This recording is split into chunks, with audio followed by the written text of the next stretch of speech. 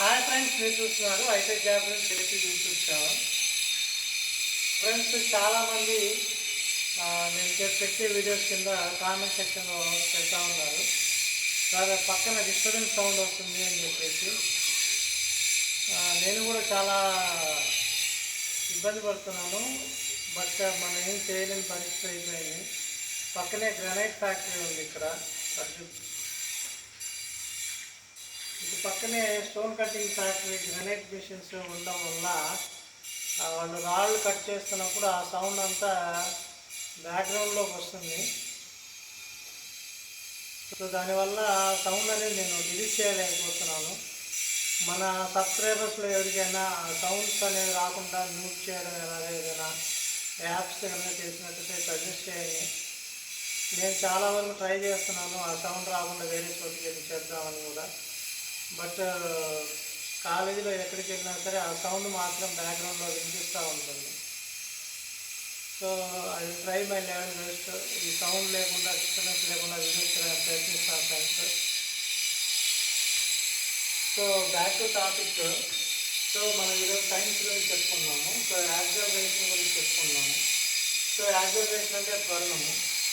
So acceleration is defined as rate of change of velocity.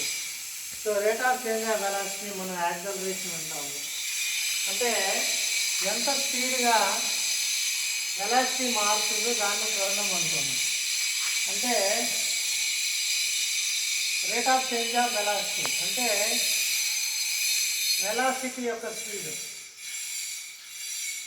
Velocity యొక్క speed అంటే speed అనేది ఎంతగా మారుతుంది అనేది చూస్తే దాన్ని యాక్సలరేషన్ అంటాం. సపోజ్ ఒక కుర్రోడు సైకిల్ తొక్కుతున్నాడు. ఓకే, కొండపైన ఎక్కుతున్నాడు. కొండపై ఎక్కేప్పుడు చిన్నగా వెళ్తుంది సైకిల్, ఎత్తుంటుంది కాబట్టి. కొంత దూరం వెళ్ళాక డౌన్ ఫాల్ వచ్చింది, అప్పుడు యాక్సలరేషన్ పెరిగిపోయింది.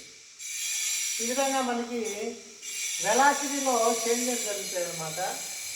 ఈ వెలాసిటీలో జరిగే మార్పులనే మనం యాక్సలరేషన్ అంటాము. So the rate of change of velocity is called as acceleration. దీనే తెలుగులో త్వరణము అంటాము. It is the change in velocity of a body per second. So velocity per second అన్నమాట. అంటే ఒక వస్తువు అనేది ఒక సెకండ్ కాలంలో మార్పు చెందే రేటు. సో యాక్సలరేషన్ అంటే ఒక వస్తువు అనేది ఒక సెకండ్ కాలంలో మార్పు చెందే రేటు. దాన్నే మనం యాక్సలరేషన్ అంటాము. Change in velocity by time. దీన్నే మనం సెకండ్స్లో కొలుస్తాం టైంని. కాబట్టి చెప్పుకున్నాము. సో చేంజ్ ఇన్ వెలాసిటీ సూత్రం ఏంటి? చేంజ్ ఇన్ వెలాసిటీ అంటే ఏంటి? Final velocity minus initial velocity. Okay, so final velocity minus initial velocity వస్తే మనకి ఈ సూత్రము v minus u by t. ఇక్కడ v equal to final velocity అవుతుంది.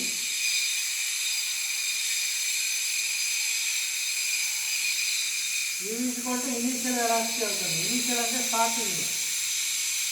సో ఇనీషియల్ వెలాసిటీ అవుతుంది.